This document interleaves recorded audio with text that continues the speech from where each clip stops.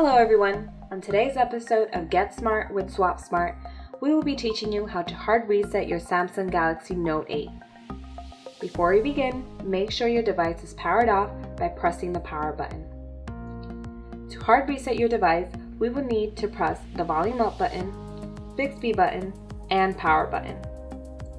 First, hold the volume up button, now the Bixby button, and finally the power button until the Samsung logo appears. Once the Samsung logo appears, wait until the Android recovery screen pops up. This can take up to 1 minute, so be patient.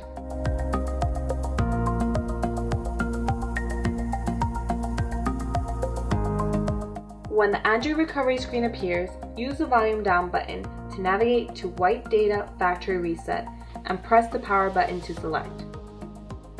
Navigate to Yes by pressing the volume down button and Confirm by pressing the power button. Wait for the factory reset to complete and you're done. If you found this video helpful, please subscribe to our channel, like the video, or leave a comment. We'd love to hear from you. Thank you for watching. Until next time.